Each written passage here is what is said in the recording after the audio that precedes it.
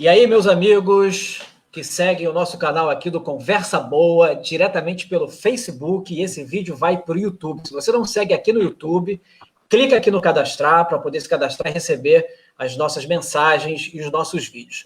Hoje a gente está recebendo aqui com muita alegria a Kelly Martins, que ela é liderança de umas comunidades que eu vou citar aqui. Ela falou que é para chamar de Comunidades Unidas. Mas é tanta coisa, liderança do Pereirão, Falete, Fogueteiro, Beco Ocidental. Depois a gente quer saber um pouco mais sobre essas comunidades e junto com ela a gente recebe aqui o Cláudio Aranha, que é especialista em gestão pública. Aranha. Boa noite. Boa noite. Tudo bem, Kelly? Tudo bem, Marcelinho? É um prazer mais uma vez estar aqui nessa live para a gente poder bater um papo sobre as comunidades que a Kelly tem uma ação direta, tem uma ação social muito direta. Eu conheci a Kelly lá na Igreja Presbiteriana Luz do Mundo e, ao conhecê-la, as pessoas do meu ciclo de amizades, como Zé Mário, Mário Del Rey, Flávio Minervino, já conheciam a Kelly bem antes da gente. Então, é um prazer muito grande estar aqui com você para bater um papo no Conversa Boa mais uma vez. Obrigada, a honra é toda minha. Kelly, conta pra gente um pouco como é que você começou essa tua história dentro das comunidades. Conta um pouco da tua história para quem não te conhece.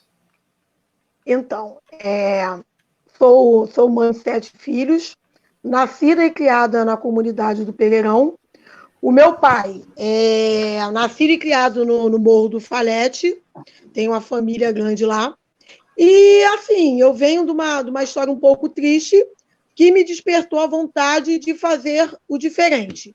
Eu tive mãe, irmão e 3 primos assassinados na comunidade, tinham envolvimentos desnecessários, enfim. E aí, ao longo dos anos, eu senti esse despertar através do Projeto Morrinho. Eu já fazia parte do Projeto Morrinho, com os meninos do Morrinho, fazendo ações sociais, fazendo produção, e quando eu vi, eu estava me candidatando à Associação de Moradores. Onde que era esse Projeto Morrinho? Projeto Morrinho é na Pereira. Na Pereira é ali em Laranjeiras, é isso? Na Pereira... Pereirão, em Laranjeiras, isso.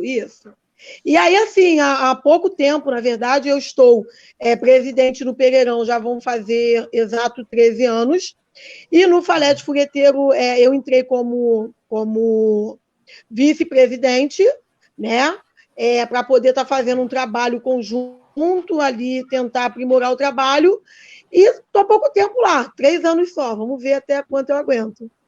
Kelly, deixa eu fazer uma pergunta, você é conhecedora dessas comunidades. Eu queria te fazer uma pergunta em relação o que você vê em comum nessas comunidades. A Falé Fogueteira é ali pelo Rio Comprido, né, ali em torno da Barão de Petrópolis, e o Pereirão... Santa Teresa, para mim é Santa Teresa. Sim, Santa Teresa. Sim. Santa Teresa. As três se ligam por Santa Teresa. Sim. A Pereira também? O Pereira não, Pereira não. Pereira sim. Pereirão sim. Pereira sim, Almirante Alexandrino. Pereirão, ela acaba na Almirante Alexandrino 2023. É verdade. E aí sai aqui no Catumbi, aqui do lado de cá. É verdade. Isso aí. Só quem sabe essas informações é quem conhece o local geográfico. Rapaz, outro dia, foi um grupo de, eu não vou falar, pessoas de outros países, lá no Complexo da Penha, e eles achavam que estavam na Zona Oeste. Falei, não, isso aqui é o Complexo da Penha, aqui interliga Diana da Rainha, liga a Olaria, a gente consegue chegar a Vicente de Carvalho, porque ali a gente acaba conhecendo, como aquele, cada beco, cada caminho, cada estrada do local. Isso é muito importante hoje, que as lideranças comunitárias conheçam suas comunidades, como a Kelly está falando, não, ali te vai até o Almirante Alexandrino e tal, não sei o quê, pô, parabéns. Você ia perguntar, Aranha, sobre as dificuldades comuns. Isso, eu queria saber com você o que tem em comum ali, essas dificuldades em comum dessas comunidades.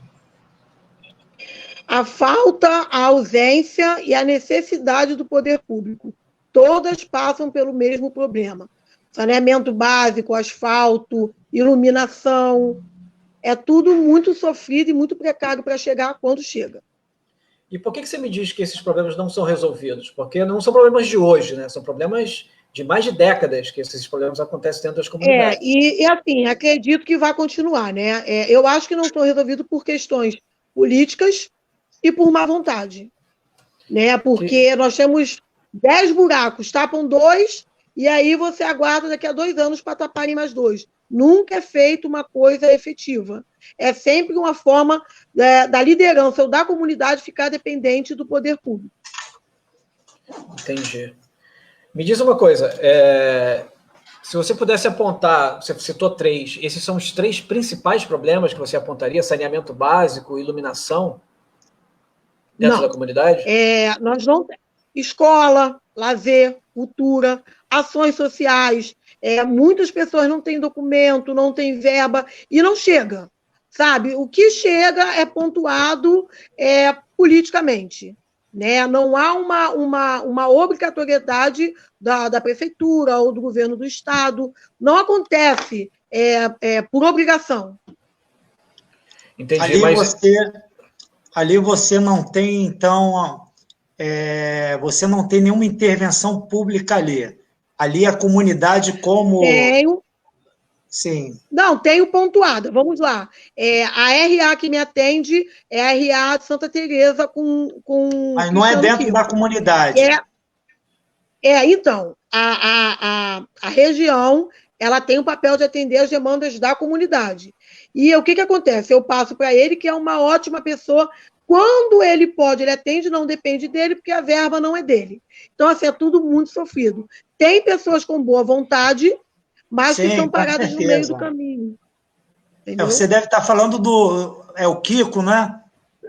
Kiko, parceiro, amigo, funcionário da prefeitura, mas que tem suas limitações. Eu queria até parabenizá-lo pelo...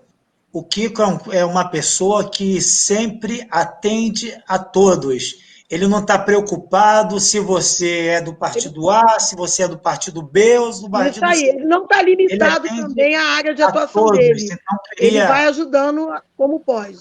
Eu queria deixar meus parabéns ao Kiko, que ele é um cara que tem ajudado a todos. É bacana isso. E também eu queria, Kelly, que você falasse um pouco em relação, você falou que não tem nenhum projeto educacional no entorno dessa comunidade, tipo projeto educacional de verdade, uma escola pública. Por exemplo, não tem uma escola pública municipal. É isso? É tudo distante, é tudo no asfalto. Na verdade, a intenção era que dentro da comunidade não existisse uma creche, mas sim uma escola fundamental, pelo menos, para que as nossas crianças... tem mães que não têm como pagar passagem para levar tamanha distância, né? Não tem como pagar um transporte, e a comunidade ela tem espaço para alocar isso, sabe? Pelo menos o ensino fundamental, mas não tem, é tudo distante, é tudo sofrido. O Mário Del Rey está falando aí, boa noite, salve cultural. Kelly, líder atuante em várias favelas, integrante da União Comunitária, sabe de tudo de lutas e conquistas comunitárias, parabéns. E ele continua falando, na verdade, verdade, dizendo que o que você está falando é verdade. Infelizmente, tem muita gente que não conhece a cidade que mora. É uma cidade cada vez mais partida. Sobre isso, Kelly, você considera que as pessoas não conhecem a comunidade, que é o Rio de Janeiro, uma cidade partida, dividida entre favela e asfalto? Concordo plenamente. Nesse momento agora da pandemia, que eu fiz campanhas de ajuda, muitas pessoas ajudando até de outro país, mas sem ter noção, sem conhecer.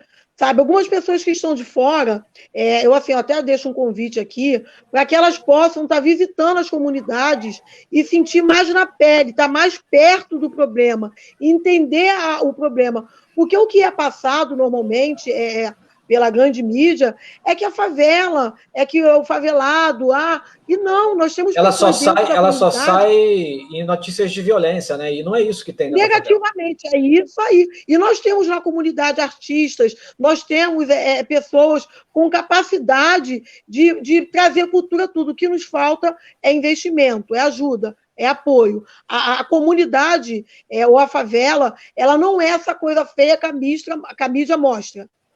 Nós temos dentro da comunidade uma coisa linda, mas que não convém mostrar. É muito mais fácil criminalizar do que tentar apoiar coisas que deem certo e que falem bem da favela. Existe algum ponto, alguma ação de cultura dentro da favela lá, tipo teatro, cinema, alguma coisa que o jovem pode se distrair consumindo cultura? Nada.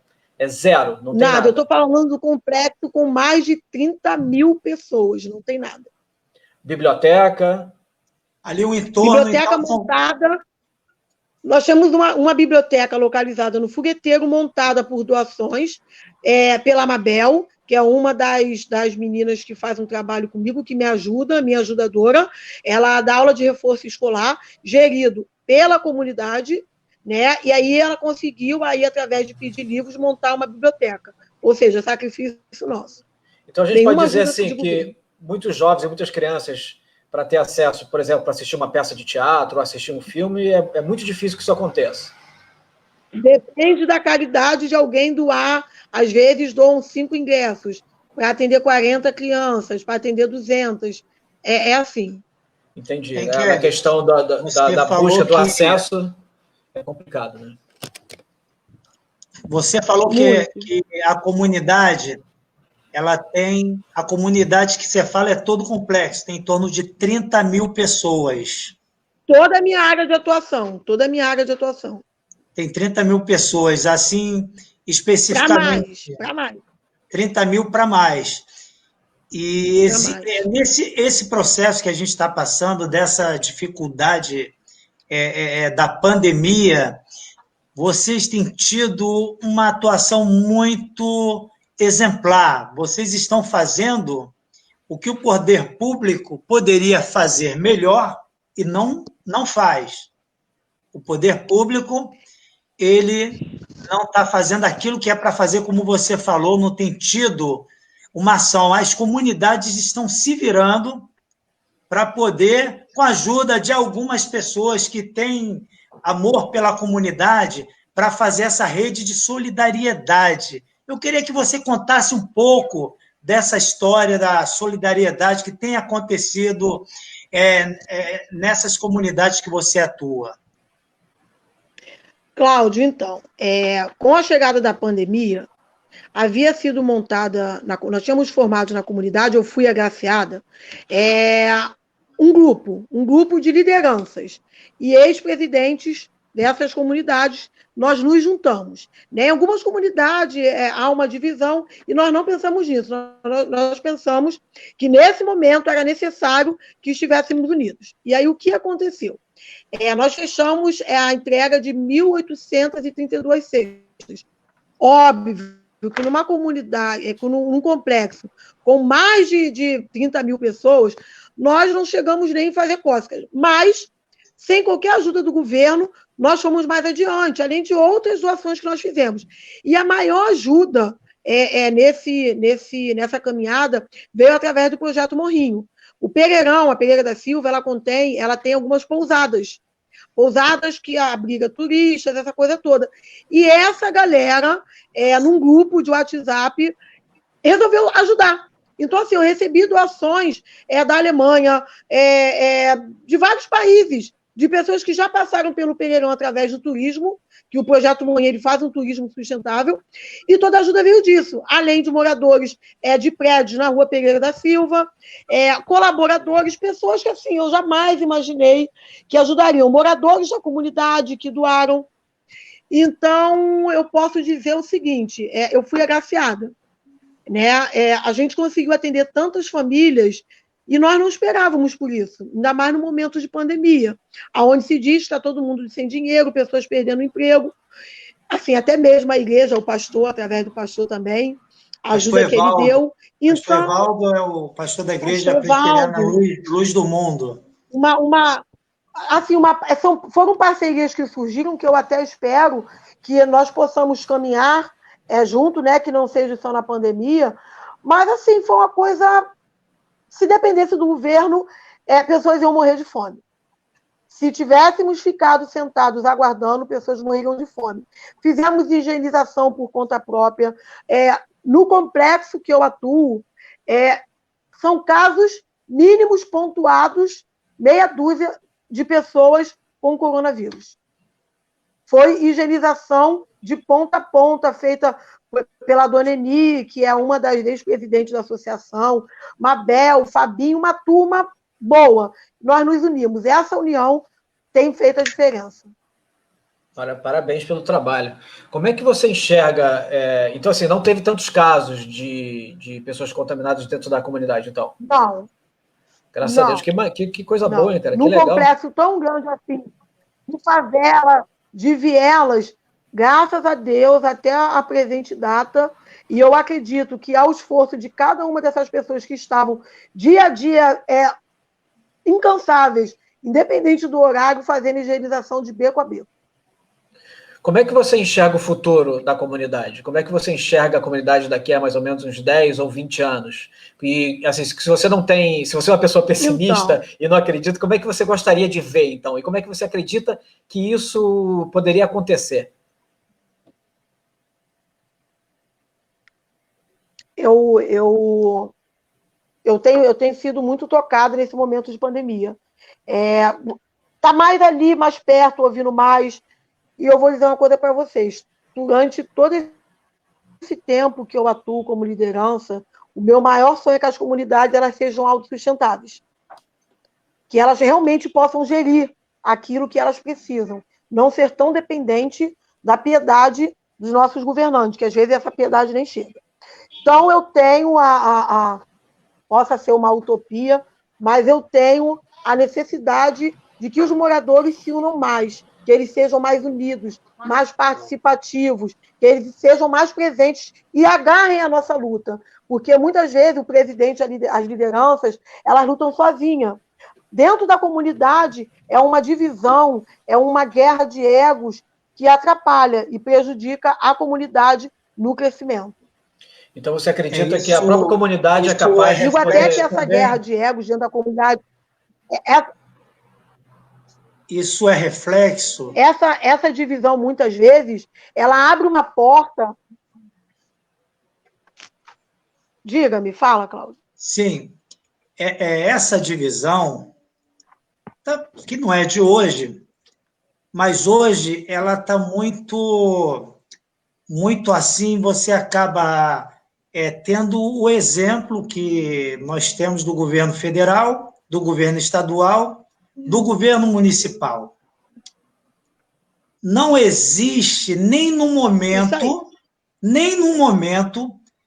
que estão morrendo 60 mil pessoas, existe uma previsão de se chegar ao final de julho com 80 mil pessoas, não existe nenhum diálogo entre os três poderes que eu me refiro, governo federal, governo municipal e governo estadual, para poder se resolver essa situação. Isso é muito claro. Inclusive, existe uma confusão, uma guerra de divulgação de mensagens. O governo federal divulga um número, o governo estadual divulga outro número e o governo municipal divulga outro número. Isso não ajuda em nada a gente. Se existe divisão política em qualquer lugar, nesses momentos é preciso se respeitar a questão da parceria institucional. O Estado do Rio de Janeiro, o município do Rio de Janeiro e o Brasil, eles têm que ter um interesse único. E hoje o interesse único é combater a pandemia do Covid-19. Não cabe esse tipo de disputas que acaba prejudicando não só os cariocas, mas também toda a saúde pública brasileira. Nós temos um sistema único de saúde que ele é o exemplo para o mundo e está provando isso nessa pandemia, que é o SUS.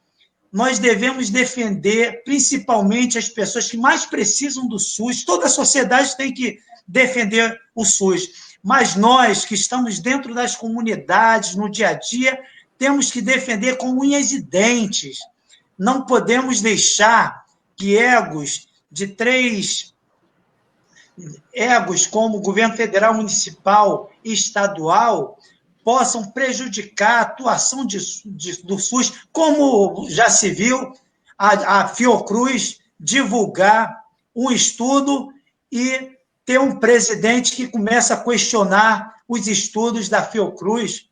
A Fiocruz é uma instituição com mais de 100 anos, é uma instituição que foi fundada no combate da gripe espanhola.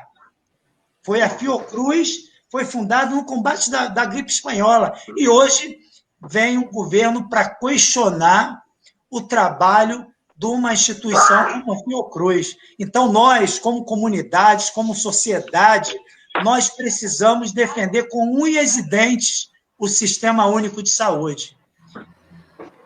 Cláudio, eu vou ser incisivo e vou falar o seguinte. Se a favela, se cada morador souber o poder que tem unido, para de tomar porrada. Porque a desunião dentro da favela ela serve para uma coisa: atrair os aproveitadores e espertalhões. Porque eles se aproveitam dessa divisão de ego na comunidade. Uma comunidade ela tem que ter lideranças unidas, que, independente da política, a causa comum seja o bem dentro da favela. Porque, enquanto isso não acontecer, a gente toma porrada dentro das favelas. E, assim, é sério. Se eu desagrado hoje quem está na prefeitura, a favela sofre reflexo. Porque um atendimento que já é ruim, a tendência vai ser piorar. E isso acontece, não é nesse governo, não. Há anos. Eu trabalho com política desde os 16 anos de idade. Eu fiz 43. E isso acontece há anos.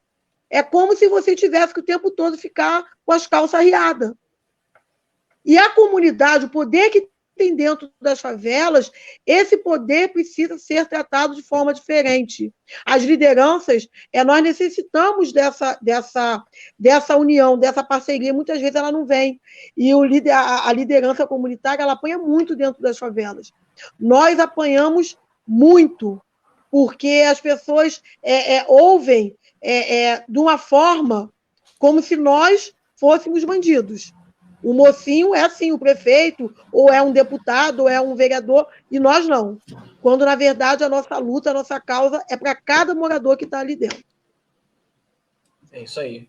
A Kelly falou uma coisa muito interessante, que é no momento em que a comunidade e que a favela se unir, acreditar no seu potencial, tiver sua autoestima, realmente, acho que é um poder que ninguém vai bater. E outra coisa, as pessoas parece que cismam em fazer acreditar que o povo que mora na comunidade é inferior, e não é. Ela não é inferior, ela produz e constrói essa cidade. Sempre foi assim. Muito. Quem constrói a cidade, quem trabalha desde cedo até a noite, é quem mora em comunidade. Sempre foi assim.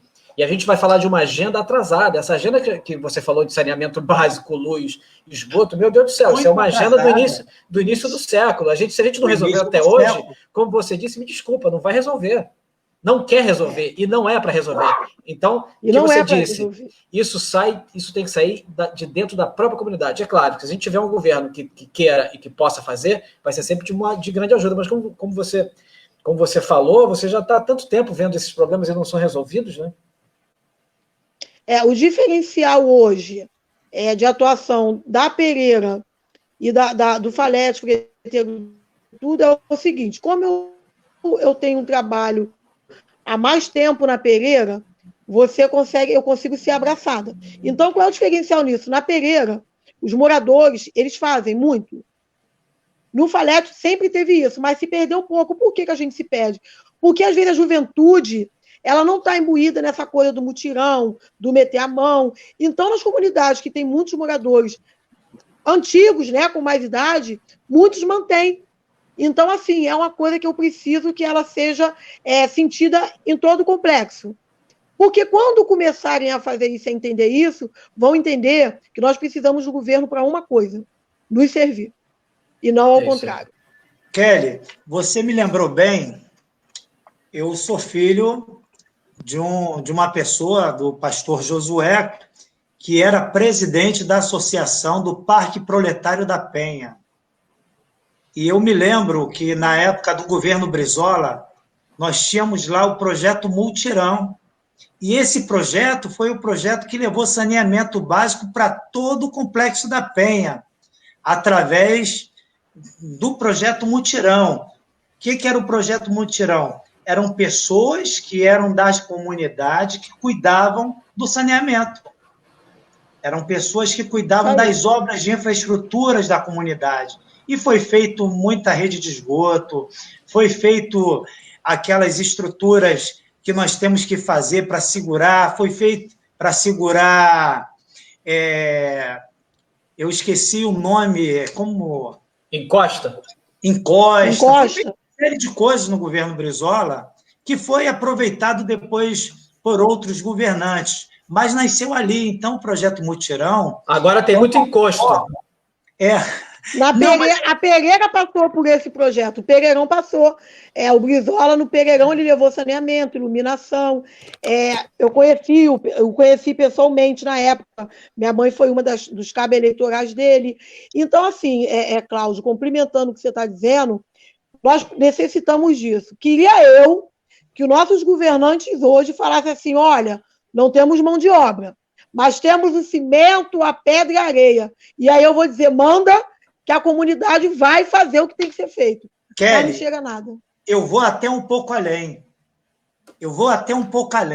Ao invés de ficar contratando essas empreiteiras para se enriquecerem cada vez mais, eles têm que contratar mão de obra local. Mão de obra da comunidade. Isso aí. Mão de obra Nossos da comunidade. pedreiros, ajudantes, armadores, isso aí. Sabe por quê? Sabe por que eles têm que fazer isso? Primeiro, para gerar emprego. E segundo, que aquela mão de obra que está na comunidade é a mão de obra que tem amor, que tem carinho, que não está ali só para ter lucro. Nós precisamos que o governante que assumir a prefeitura, independentemente de quem assumir, no nosso caso, a nossa pré-candidata é a Marta Rocha, a pré-candidata do PDT é a Marta Rocha.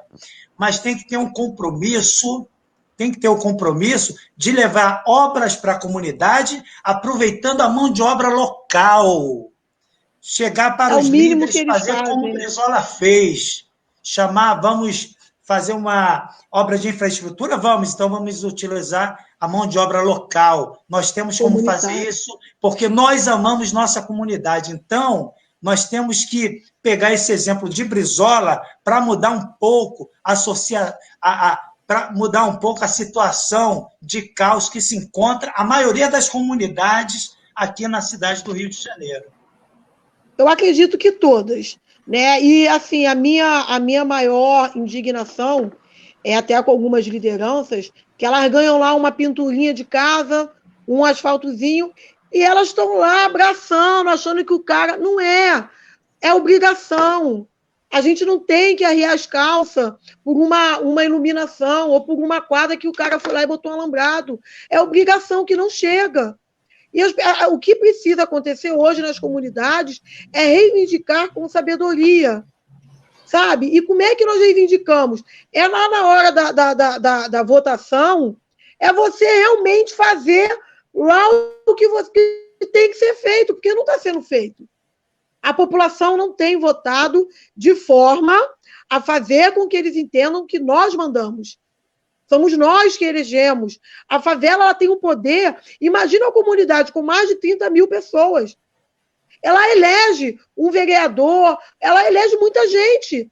Mas por que não acontece? Porque dentro da favela há uma divisão. Tem aquele candidato mais esperto que vai cantar um valor X, e aí o cara vai se deixar levar. Quando, na verdade, tem que fechar. Né? E sai muito mais caro, né? Se corrompendo. E depois sai muito mais caro. Sai muito mais caro. O que aí não vem nada. Para a comunidade, como sempre. Porque o cara que vai ali... É um soco. O cara que vai ali e compra o voto, ele já pagou. Ele não vai querer voltar na comunidade para fazer alguma coisa. Ele vai... É arriscado na outra eleição, já que ele enganou uma comunidade, ele vai para outra. e vai passando para fazer com as pessoas. Eu não vou, Cláudio, eu não vou citar nome, não, mas eu trabalho há 12 anos com a mesma pessoa. 12 anos. Nunca tive problema de abandono, de virar as costas. A pessoa nunca foi eleita, não. 12 anos eu tenho um trabalho palpável e não há quem me diga assim, porque você... Não, porque o meu trabalho é para a comunidade, é por amor. É isso. Poderia estar morando bem, poderia estar... Mas não, eu não vou ter paz se eu estiver numa mansão e a comunidade sofrendo, porque eu sou da comunidade, eu gerei meus filhos na comunidade, eu sofri com a comunidade quando ela não tinha iluminação, quando era na lama que nós pisávamos, quando era esgoto o tempo todo a céu aberto. O que mudou foi quando o Brizola chegou. Ele trouxe um pouco de dignidade, mas eu não entendo como é que os nossos atuais governantes não conseguem dar continuidade. Não é tão difícil, se fosse, Brizola não teria feito. O que falta para dar continuidade? Para seguir um exemplo? Porque é um exemplo que ficou. Eu acredito que o que falta é interesse. O que falta é o favelado, é o pobre, é a população parar de se ver como pobre coitado. Parar de se deixar ser máquina de manobra. Parar de deixar ser conduzido por quem jamais vai ter piedade. Tanto é que estão aí os hospitais, escolas, nada funciona, nada tem. É pandemia. Nunca foi a pandemia, porque nunca funcionou. Bom, Cláudio, você tem mais alguma pergunta? Eu queria parabenizar a Kelly pelas sábias palavras, né? E ela falou uma coisa muito importante: nós precisamos construir pontes, nós não queremos uma cidade dividida, nós queremos uma cidade unida, onde todos tenham os mesmos direitos, onde seja respeitado o direito fundamental. Eu queria parabenizar, agradecer a Kelly por essa conversa boa, queria agradecer mais uma vez o Marcelinho, que no dia a dia está aqui com a gente, batendo um papo, e a gente acaba conversando com várias pessoas. Amanhã a gente vai bater um papo com um dermatologista para falar sobre a questão da pele pandemia, que é o Dr. Egon, e vai ser um papo interessante. E muito obrigado, Kelly, pela sua disponibilidade de bater esse papo com a gente no Conversa Boa. Parabéns pelas sábias palavras. E para você, Marcelo, sempre estamos juntos aí nesse horário, semanalmente, às 20 horas. Às vezes é terça e quinta, às vezes é terça, quarta, quinta e sexta, e vamos batendo papo, conhecendo mais um pouco da nossa cidade maravilhosa. Kelly. Então, eu quero agradecer a vocês pelo convite, dizer que é muito bom, porque o nosso trabalho nas comunidades é de formiguinha e pouco visto, né? Pouca atenção.